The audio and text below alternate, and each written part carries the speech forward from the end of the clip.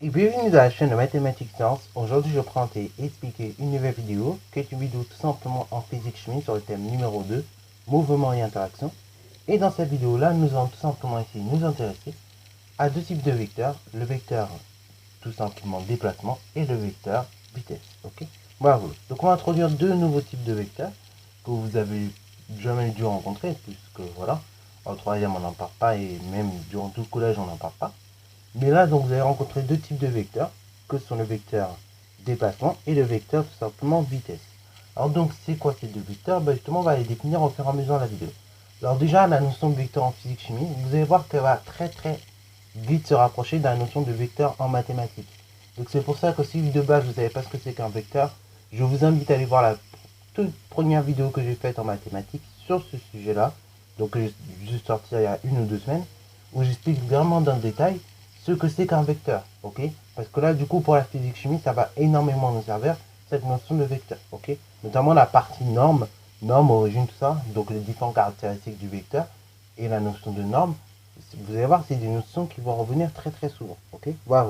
Après, bien évidemment, la représentation, le tracé, vous allez voir, c'est vraiment beaucoup de choses comme ça qui vont revenir. Donc c'est pour ça que vraiment les vecteurs, si vous ne savez pas vraiment trop ce que c'est qu'en mathématiques, et ben, je vous invite à aller voir d'abord ce que c'est qu'en mathématiques et après de là, vous pourrez mieux comprendre en physique chimie l'utilité en fait. Ok, bravo. Bon, alors donc maintenant que j'ai fait cette petite introduction assez rapide au sujet, maintenant donc on va venir à définir ce que c'est que le vecteur déplacement et le vecteur donc direction.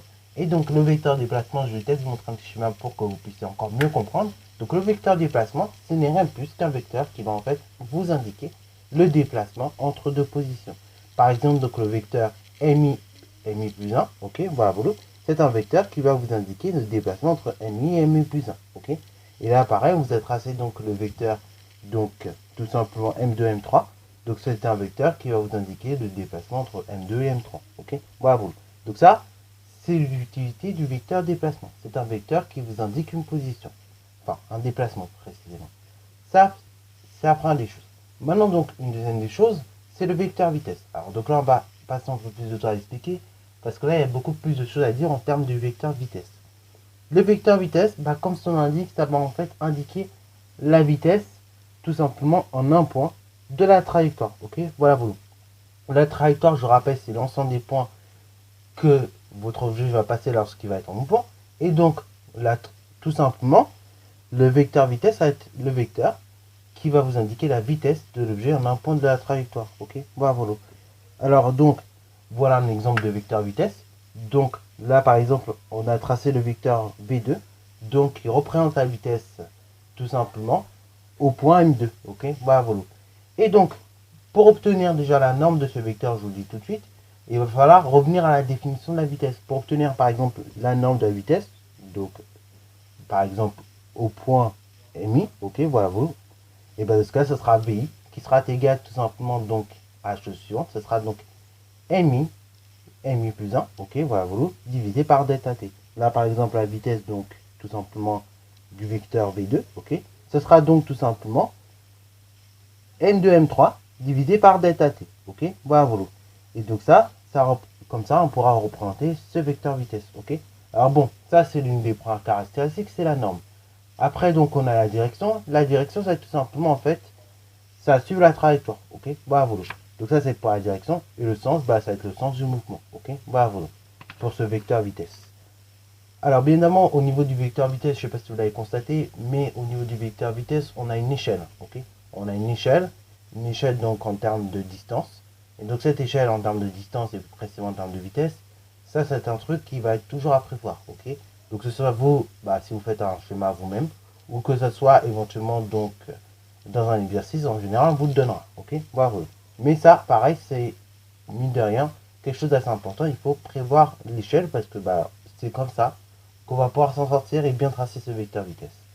Alors bon, également ce vecteur vitesse, comme c'est un vecteur qui représente une vitesse, il va pouvoir varier en norme. Plus ce vecteur va être grand en fait, et plus ça va représenter au contraire une vitesse de plus en plus grande, plus ce vecteur va rétrécir et donc plus ça va représenter une vitesse qui va diminuer, et plus au contraire il va être identique en fait, s'il aura la même norme, et en fait ça va représenter un mouvement uniforme, donc un mouvement qui est constant. Ok, bravo. Donc exemple de vecteur, voilà, voilà. Donc dans le cas d'un mouvement accéléré, vous voyez que le vecteur est de plus en plus grand. Dans le cas d'un mouvement uniforme, on voit que le vecteur par contre reste identique. Et dans le cas d'un mouvement décéléré, et ben, on voit que le vecteur en l'occurrence devient de plus en plus petit. Alors ce vecteur vitesse peut varier comme on l'a dit en norme, mais il peut également varier en direction. Okay, du fait qu'on a dit que en fait la direction de ce vecteur là, donc de ce vecteur vitesse, c'est tout simplement la direction du mouvement. Ok, voilà, voilà. C'est tangent à la trajectoire, sur le plus précis.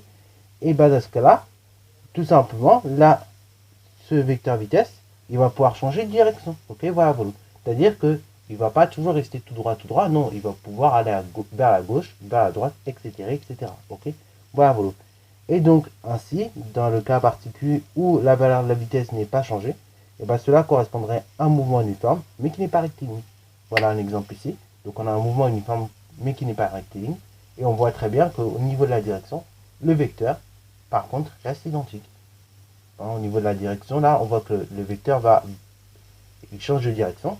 Au niveau de la norme, on voit que c'est la même norme. Ok, bravo. Et ça, voilà, ça permet de bien faire les choses. Et donc, c'est en prenant toutes ces caractéristiques-là que de façon générale, on pourra tracer rapidement un vecteur vitesse. Ok, bravo. Bon, ça c'est pour la théorie sur le vecteur vitesse, le vecteur déplacement. Donc, j'espère en tout cas que cette vidéo t'aura plu, que ça t'aura aidé du moins à comprendre déjà ce que c'est. Après, bien évidemment, on fera un petit exercice d'application là-dessus pour appliquer tout simplement les choses et pour bien évidemment savoir faire les calculs correctement. Voilà, en tout cas, si la vidéo t'a plu, n'hésitez pas à la liker, commenter et bonne chance à toi en mathématiques et en sciences.